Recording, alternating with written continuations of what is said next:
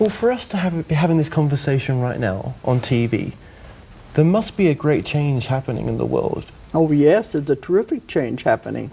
We're living in very exciting times right now. Things that have never happened in the history of the universe are happening right now. So what do you see this change as? Well, they're extremely positive. We finally are getting our act together, and they're allowing things to move.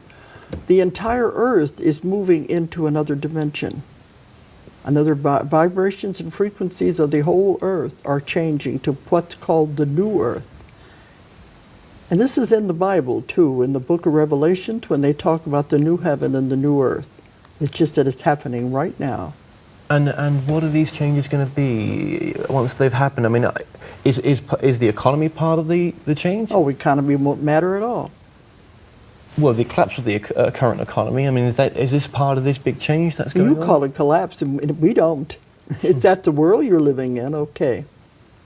It all depends on what world you're focusing on. What world are you focusing on? The positive. My company is booming. I don't have any problems. See, it depends on what world do you live in. Well, but the old earth is where all of these things will be left. What happens if you don't want the change? What happens if you want to live in this old world? You'll stay with what you have created. So where are you going? I'm going with what's beautiful and positive. Okay, so there's not people aren't leaving the planet as such, but there is a conscious shift. Two planets. It's separating into two. But I thought that's what you meant, yeah. The old earth and the new earth. Not a physical separation. Yes. But you won't notice anything has happened.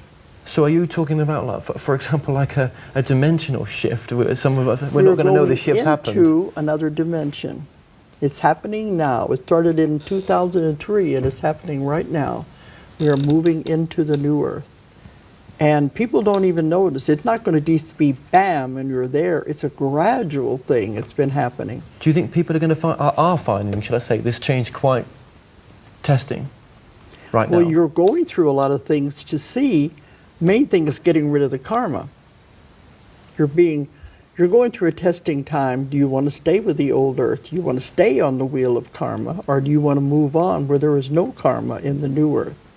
And where it's beautiful and wonderful. Is that what you want to do? But is no karma going to make us spiritually grow? It's more spiritual than you can even ever imagine. And many, many people are moving there. They're moving into it right now. Consciously or unconsciously? They don't know it consciously. But in order to move, our vibrations and frequencies of our own bodies have to change to match that of the earth as it moves. See, the earth is a living being, too. And it's moving into its next incarnation.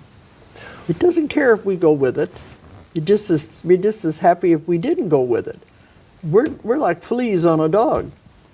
Well, Dolores, very briefly, what would you like to have a last message to give to the sort of audience to sort of sum up what it is that you would like your work to live on as?